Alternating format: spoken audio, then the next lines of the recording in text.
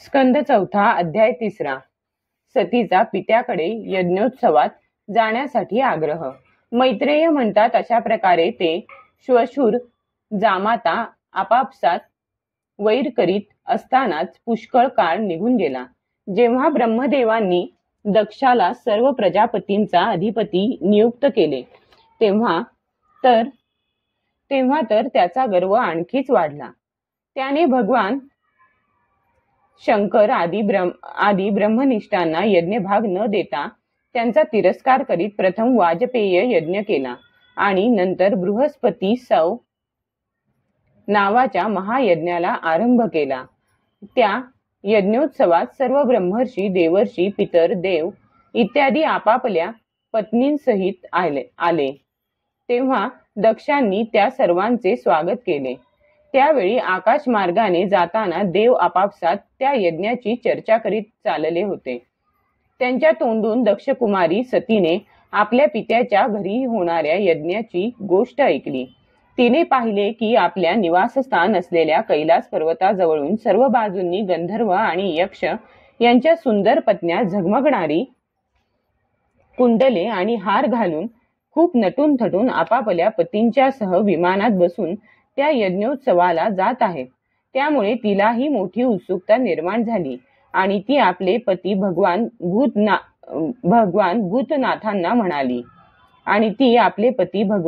भूतनाथांना म्हणाली. सती म्हणाली, हे वामदेव, यावेळी आपले श्वशुर दक्ष प्रजापतींकडे फार मोठा यज्ञोत्सव चालू आहे असे मी ऐकले आहे. पहा या सर्व देवता तिकडेच जात आहेत. आपली इच्छा असेल तर आपणही जाऊ. यावेळी आपल्या आप्तांना भेटण्यासाठी माझ्या बहिणी सुद्धा आपापल्या पतींसह तिथे अवश्य येतील. मलाही असे वाटते की आपल्या बरोबर तेथे जाऊन माता पित्यांनी दिलेले दागिने, कपडे इत्यादी भेटी स्वीकाराव्यात. तेथे आपल्या पतींसह आलेल्या बहिणी, मावश्या आणि प्रेमळ माता यांना पाहण्यासाठी बऱ्याच दिवसांपासून मी उत्सुक आहे. हे कल्याणमय, याखेरीज तेथे महर्षींनी आरंभलेला श्रेष्ठ यज्ञ सुद्धा पाहावयास मिळेल.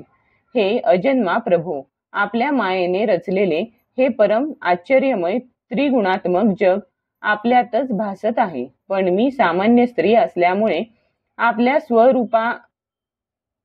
आपल्या स्वरूपाविषयी अनभिज्ञ आहे. म्हणून आपली जन्मभूमी पाहण्यासाठी मी उत्सुक आहे.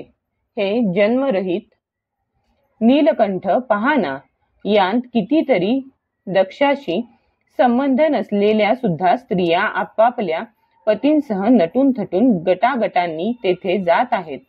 तेथे जाणाऱ्या या देवांगनांच्या राजहंसाप्रमाणे शुभ्र विमानांनी आकाशमंडल कसे सुशोभित झाले आहे.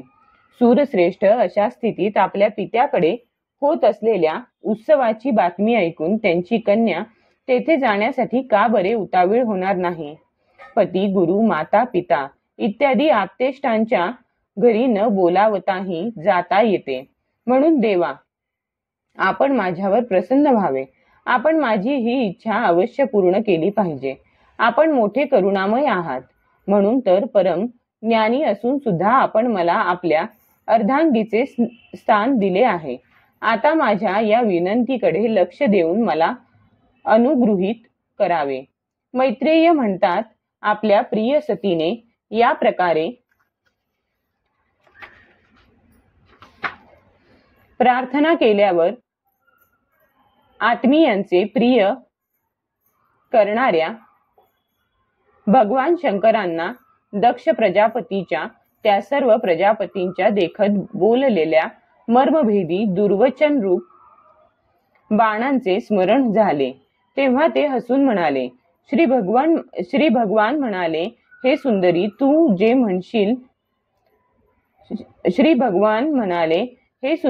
जे म्हणालीस की आपल्या बंधुजनांकडे न बोलावताही जाता येते ते योग्यच आहे. परंतु जेव्हा त्यांची दृष्टी अतिशय प्रबळ देहाभिमानाने उत्पन्न झालेल्या मद आणि क्रोध यांमुळे द्वेषयुक्त नसेल, तेव्हाच विद्या, तप, धन, सुदृढ शरीर, तारुण्य आणि उच्च कुल हे 6 सत्पुरुषांचे गुण आहेत, परंतु नीच पुरुषांमध्ये हेच अवगुण होऊन जातात, कारण या गुणांमुळे त्यांचा अभिमान वाढतो आणि दृष्टी दोषयुक्त होते.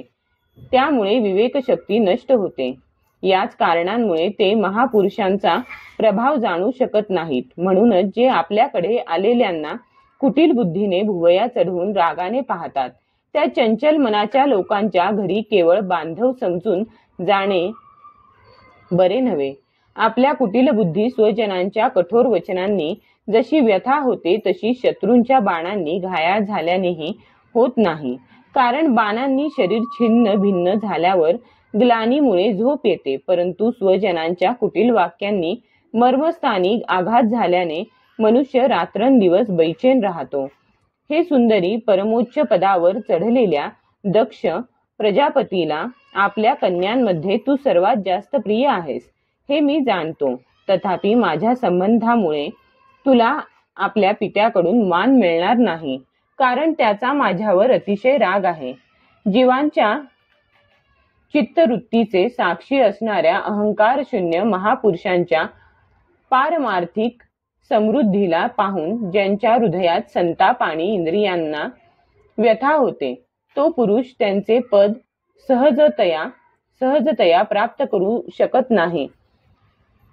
दैत्य श्रीहरींचा जसा द्वेष करतात, तसाच ते त्यांचा मत्सर करतात. हे प्रिये, सामोरे जाणे, नम्रता दाखविणे, प्रणाम करणे इत्यादी क्रिया ज्या लोकव्यवहारामध्ये परस्परांत केल्या जातात, त्याच तत्वज्ञानांच्या द्वारा फार चांगल्या रीतीने केल्या जातात. ते अंतर्यामी रूपाने सर्वांच्या अंतःकरणात असलेल्या परमपुरुष वासुदेवालाच प्रणाम इत्यादी करतात. देहाभिमानी पुरुषांना करीत नाहीत. विशुद्ध अंतःकरणाचे नावच वसुदेव आहे, कारण तेथेच भगवान वासुदेवांचा प्रत्यक्ष अनुभव येतो. त्या शुद्ध चित्तात असणाऱ्या इंद्रियातील भगवान वासुदेवांनाच मी नमस्कार करतो. म्हणून हे प्रिये, ज्याने प्रजापतींच्या यज्ञात माझा काहीही अपराध नसताना कटुवाक्यांनी तिरस्कार केला होता, तो दक्ष जरी तुला शरीर देणारा तुझा पिता असला तरी माझ्याशी शत्रुत्व असल्यामुळे तू त्याला किंवा त्याच्या अनुयायांना पाहण्याचा सुद्धा विचार करू नकोस. तू माझे न ऐकता तेथे जाशील तर तुझे त्यात हित होणार नाही. कारण जेव्हा एखाद्या प्रतिष्ठित व्यक्तीचा आपल्या आप्तजनांकडून अपमान होतो, तेव्हा तो तत्काळ त्याच्या मृत्यूचे कारण होतो. अध्याय 3 समाप्त.